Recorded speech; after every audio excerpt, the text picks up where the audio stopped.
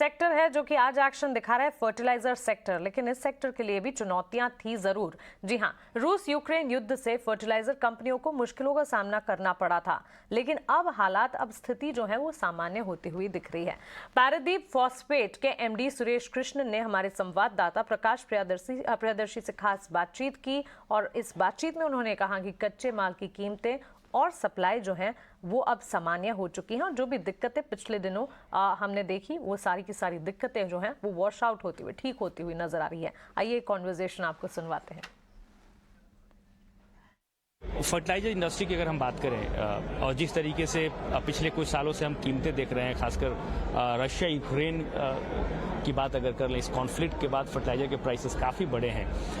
अभी की स्थिति क्या है और प्राइसेस ग्लोबल मार्केट में कितने कम हुए हैं और आने वाले दिनों में किस तरह की स्थिति रहने वाली है?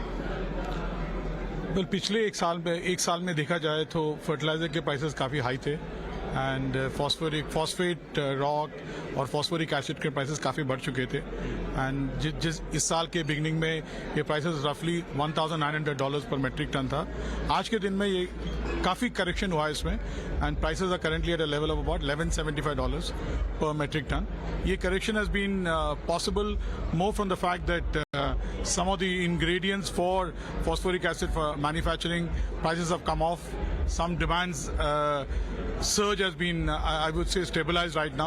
And जहाँ तक देखा जाए इंडिया का भी इस सीजन का जो ज़रूरत है फर्टिलाइज़र का उसका इंतज़ाम हो चुका है और सिचुएशन ज़्यादातर कंफर्टेबल है as far as availability of fertilizer is concern. इस कारण large market like India which is comfortable and markets like Brazil and other places also not showing much of a surge in demand. हमको लगता है कि prices काफ़ी stabilise हो चुके हैं। फिर भी यूक्रेन के क्राइसिस के कारण अमोनिया का प्राइसेस अभी भी हाई चल रहा है। We are seeing that ammonia prices जो थोड़ा बहुत करेक्शन हुआ था अभी भी काफ़ी हाई लेवल्स में है। ठीक है, तो मैनेजमेंट एक व्यू पॉइंट कह रही थी कि हाँ पहले मुश्किल ज़्यादा थी लेकिन मुश्किल थोड़ी कम हुई है, लेकिन फिर भी वो चैलेंजिंग फेज से तो निकल रहे हैं तो शेयर की उम्मीद करते हैं कि शायद जो थोड़ा ऊपर से करेक्ट हुआ है ये शेयर ऊपर भी आ जाएगा। प्रशांत, आप इस जरा शेयर को चेक करेंगे, ये पारादीप फॉस्फेट के नाम से है, आप इसका ना स्पेल कर लीजिएगा नहीं तो आपसे जल्दी मिलेगा नहीं। PARADEEP के नाम से मिलेगा, पारादीप के नाम से कंपनी, तो आपको दिखेगा 58.80 पैसे पे चल रही है। ऊपर थोड़ा टूटा हुआ शेयर है, ये जरा चेक कीजिए कैसे इसमें ट्रेड करना है अभी।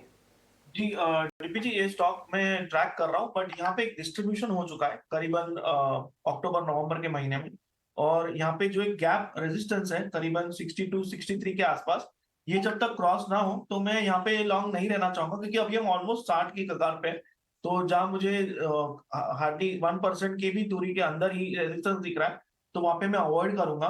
तो मेरे लिए जो बाइंग जोन होगा वो थोड़ा ऊपर, यानी अगर ये स्टॉक 64 के ऊपर क्लोजिंग दे दे 64 के ऊपर, तब मैं इसको कन्विक्शन के साथ बाय करूंगा। स्टॉप लॉस मेरा होगा 59 का और मैं टारगेट रख सकता हूँ 75 का, बट इस जोन पे मैं थोड़ा अवॉइड करूंगा। और स्टॉक न्यूली लिस्टेड भी यानी ज्यादा डेटा नहीं है तो मैं बहुत ज्यादा एग्रेसिव भी नहीं रहूंगा। फिलहाल जो लेवल मुझे दिख रहे हैं, जो गैप रेजिस्टेंस मेजर है वो 62 का है, तो इसके ऊपर ही 63-64 के ऊपर अगर ये क्लोज हो जाए तो हम बाय करेंगे, तब तक मैं इसको वेट एंड वॉच ही करूंगा।